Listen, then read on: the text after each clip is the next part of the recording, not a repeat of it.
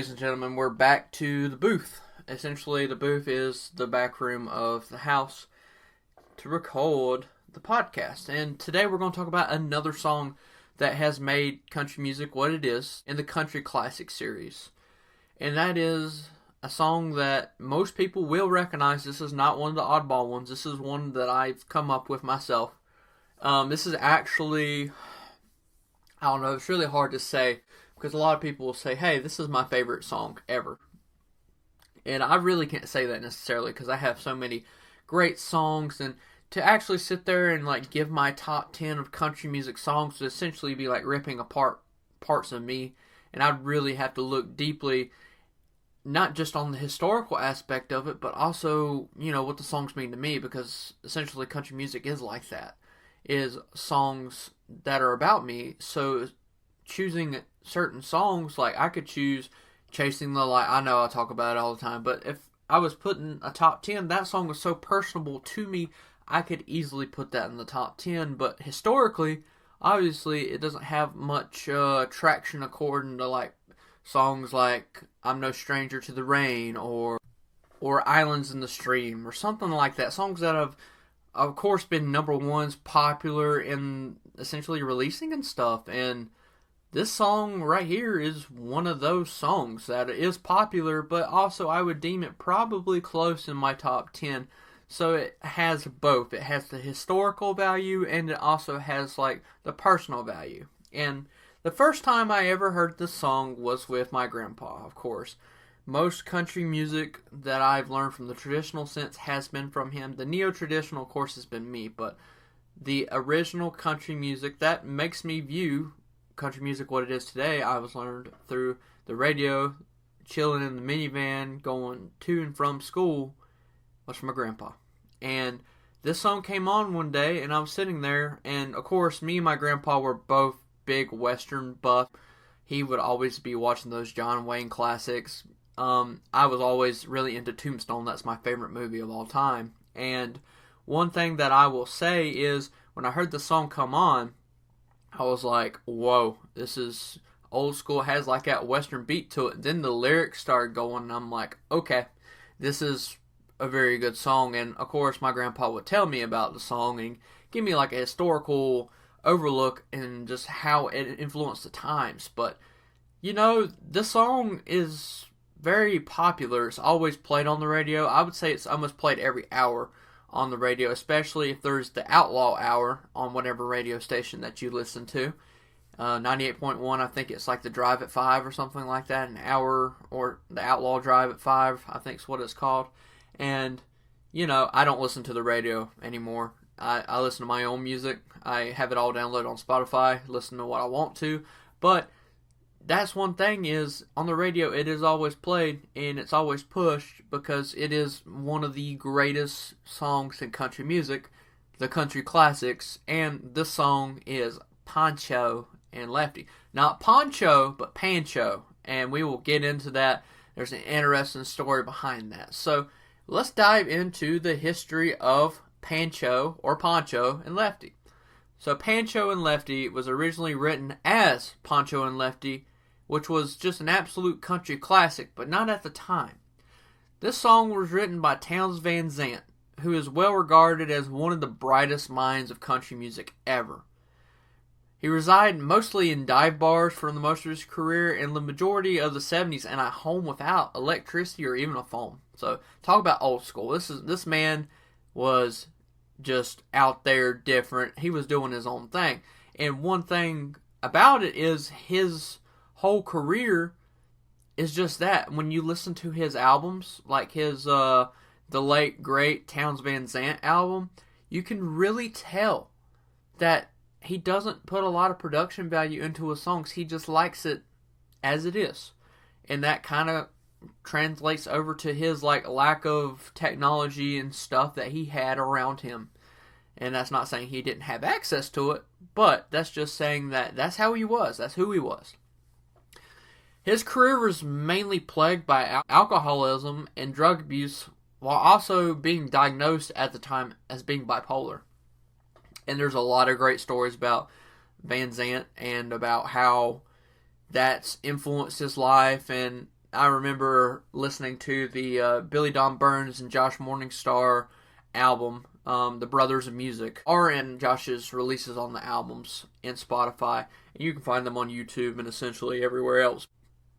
They actually discussed about Van Zant and about, how he was always kind of, not necessarily out there in regards to like personality-wise, but just being always hammered or under the influence or whatever. And I mean, who wasn't at that time? That's just the times. That's the Americana, right? That is the time period.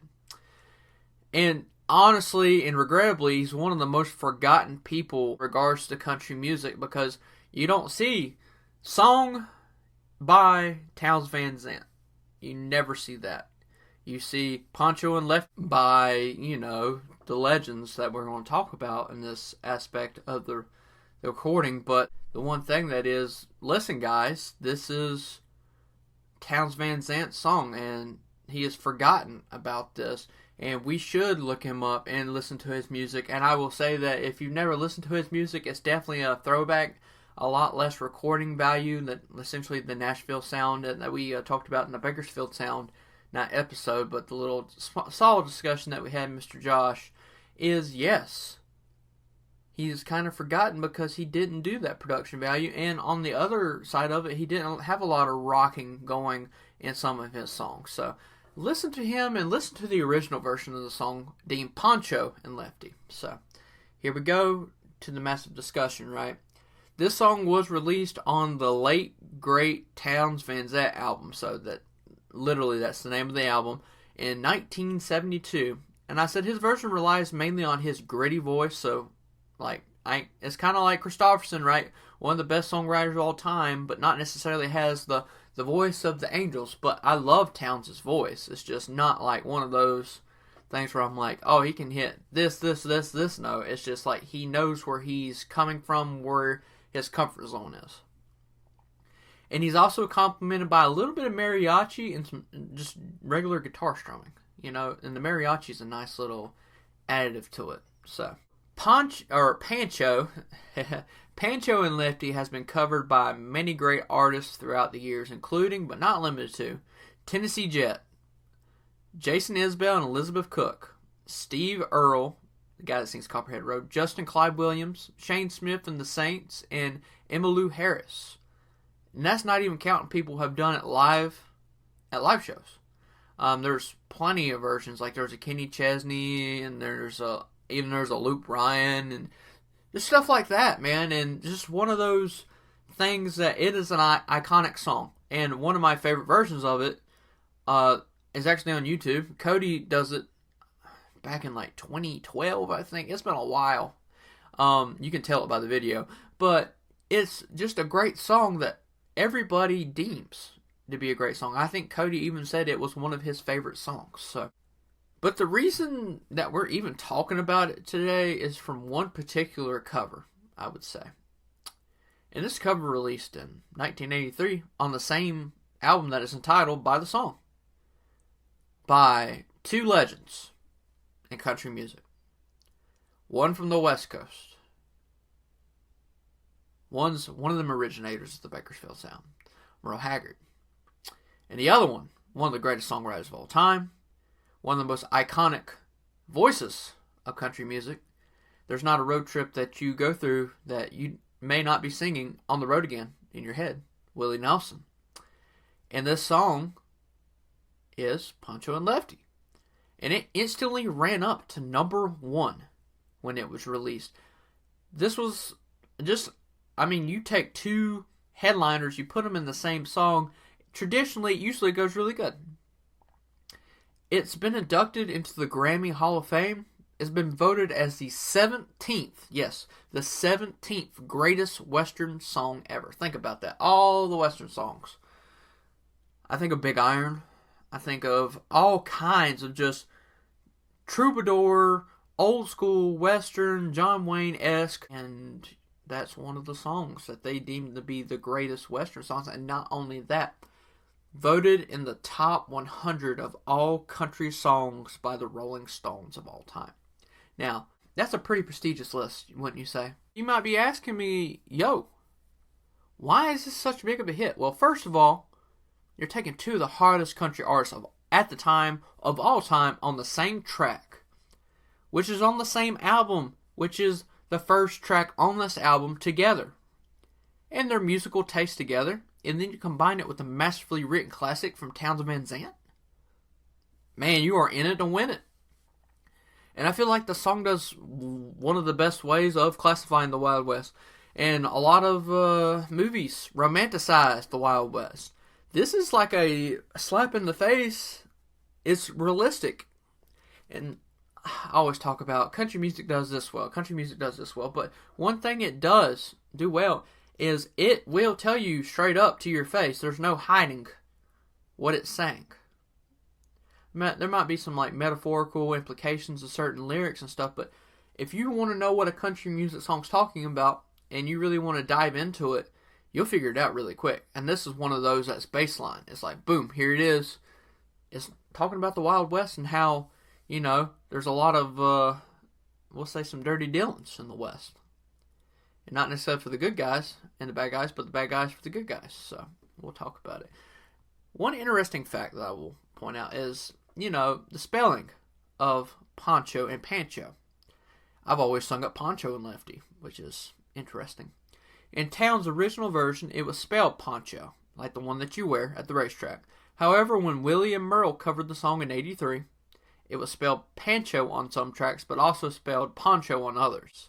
So they officially changed it to Pancho, and even though it was the official change, some new releases today spell it Pancho versus Pancho. Just that is different. So, you may be asking, Cole, well, obviously this is a slam dunk. This is Winter, Winter, Chicken Dinner. This song is so prestigious. What do you even want to tell us about? Well, there's one interesting fact. There's a lot of interesting facts about this song, but however, this is what really hit me. Another crazy part is this was a late addition onto the album. Willie's daughter, Lana, actually recommended they listen to the song by Emmylou Harris. And by Emmylou Harris, I don't mean written. I'm talking about her singing it. Her version was the first one that was ever covered of Townes Van Zandt. And to this day, Harris claims that it's her song as she popularized it at first.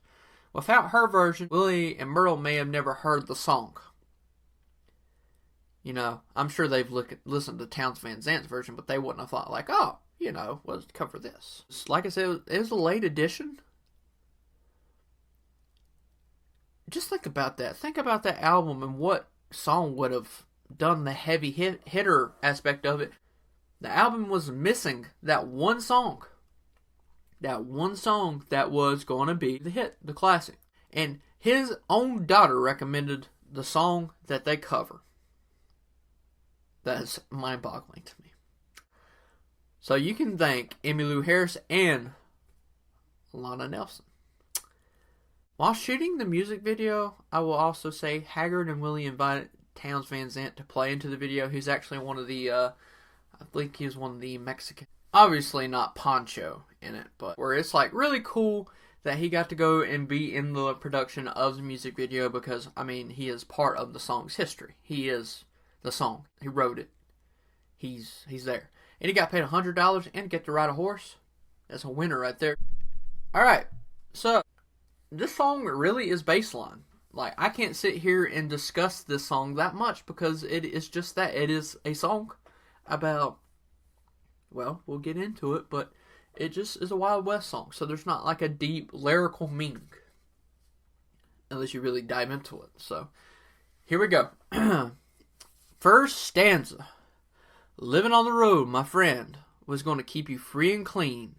And now you wear your skin like iron and your breath as hard as kerosene. So he's out there on the road. This is talking about Lefty. The first stanza never necessarily says Lefty's name, right? But it is implied to be Lefty. So he left the comforts of his home to live on the road. People said that, living on the road, you have no troubles or tribulations or anything. And obviously, by the next two lines, You wear your skin like iron and your breath as hard as kerosene. That's obviously not true. You have been bamboozled. You have been misguided, and it's just not the easy life that people say it is. Being a cowboy or just a rider in the West, it's not easy. Following the next lines. Weren't your mama's only boy, but her favorite one it seems. She began to cry when you said goodbye. It sank into your dreams. So, his mom obviously was not very happy about him leaving. And this could be one thing of, like, was he leaving for, the West? Was he leaving for Mexico? Was he just leaving to say goodbye at the time, and then he ended up with the West, or to the West and Mexico? It never really says, but I would take the interpretation of his dreams were to explore, Mexico, the West. He may have been East Coast, it might have been Manifest Destiny, or he could have been just like, I want to explore life and travel on the road. And that's one thing that I will say about country music that it does really well is talking about country music in regards to being on the road. It's not easy. Being someone that goes up and produces and then performs their songs every night for multiple nights on the road, being away from your family, it's like the truck driver. Man, there's that comparison. I actually have a friend who is a truck driver. I actually play games with him online. And he does trucking for harvesting when it is crop season. And the hours are really long and hard. And he talks about that if he was, married, it would be a lot harder for him, but he is single. And imagine being on the road, married, and trying to live your duties as a father, a lover, and just a person, while having to perform, while upstage every night, every day, repeatedly for 250, 150, just whole bunch of days, whole much of being away from the ones that you love. Your family members, your friends. You might be touring with some of your friends, but you're essentially away from the place that you grew up to be. So that is an interesting point to bring up. So there is a little correlation there. So we're on to the next stanza. Talking about our bad boy. Pancho, I'm going to say Pancho. Pancho was a bandit boy. His horse was fast as polished steel. He wore his gun outside his pants for all the honest world to feel. So, essentially, he is the bandito, the Mexican bandito. His horse was fast. He was obviously a skilled rider to the point of it being like polished steel, so like a machine. His horse was a machine with him on it. And he wore his gun outside his pants, so he wasn't trying to hide who he was. He wasn't necessarily trying to be like an assassin or anything like that. He's him, and he was not trying to necessarily conform to the world. He is his own man, and he is there to fight, to do whatever duties he needs to do, right? And the last line of that is for all the honest world to feel. So it's showing that comparison of him to the honest world. As you can tell, he's not necessarily the most honest man. He is the polar opposite of that, right? So, Pancho met his match, on the deserts down in Mexico. Nobody heard his dying words. But that's the way it goes. All the federales say. So, Pancho met his doom, right? In this last bit. Out in the deserts, no one heard his dying words. Supposedly. Allegedly. No one heard his dying words. And that shows a little bit of foreshadowing, of course. But, it's just one of those things where it seems like every story like that ends up in tragedy. I know most of the Wild West short stories that I write do end in tragedy because that's just how the Wild West has always been. There's those feel-good movies, but when it comes to actuality, you're probably going to die. If you don't die from a gunshot wound, if you don't die from infection, you're probably going to die from tuberculosis or something like that. It's just, it wasn't necessarily the greatest time in America. in regards to, livability. And livability in regards to, like, I don't know, age span. But when it comes to actually living, it's one of the most wildest and enjoyable times of, I would say, America's history. First chorus hits. They could have had him any day, but they only let him slip away out of kindness, I suppose. So, I mean, they're basically saying, hey, we had him by the throat, but we kind of let him. Third stanza. Lefty, he can't sing the blues all night long like he used to. So, obviously, he is, he's getting up there in age. It's, he used to be out there, do whatever he wanted to do, sing the blues, so he may have been an artist himself, right? The dust that Pancho bit down south, so when Pancho died, ended up in Lefty's mouth. So there's that interesting intersect of, what does Lefty have to do with Pancho, right? And this might be, as you're listening to the song for the first time, that might be something that goes in your mind. It's like, why does Pancho, and Lefty have to do with each other? Or is it just showing the comparison of the two? Like, Lefty versus Pancho, so Bandito versus good guy, bad guy versus good guy? Or is it like morality being Lefty, and then immorality being Pancho, and then the next verse hits, and then it throws you for a loop. The day they laid poor Pancho low, Lefty split for Ohio. Where he got the bread to go, there ain't nobody knows.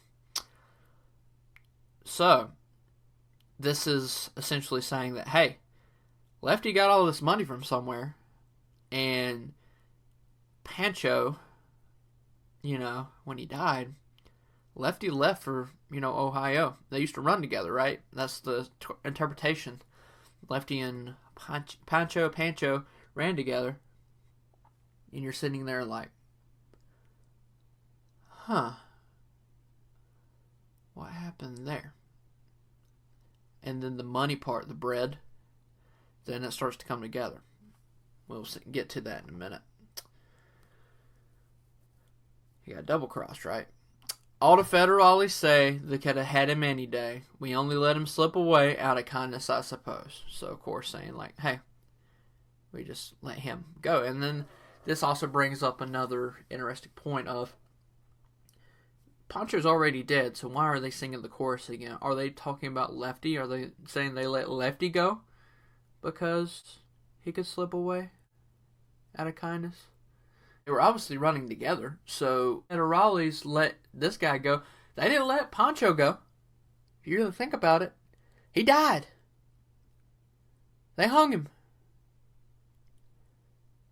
So, where is this chorus coming from? And that's where Lefty comes into. They let Lefty go. They let Lefty go to live his life after double crossing. They could have killed him if they wanted to, and they can have him whenever they want. But they let him go out of kindness, supposedly. Good faith? Or is it just talking about Pancho's, they could have killed him at any time, but, they just kind of, like, we'll let him live a little bit, enjoy his last few days. Interesting point there. At least I feel like. The poets tell how Pancho fell, and Lefty's living in cheap hotels. The desert's quiet, Cleveland's cold, and so the story ends, we're told. So, essentially, the poets, so the songwriter, right? They talk about how Pancho fell. And they say this could be like a interpretation of Pancho Villa, the infamous Mexican cowboy, bandito. And one thing that Townes Van Sant said is that this song, when he wrote the song, he didn't write it about Pancho Villa. He was just writing a song that come to him, and then actually, it's a weird little statement here is, someone told him that Pancho had essentially a gang member whose name loosely translated to Lefty in Espanol. So it's almost like it was a fate thing?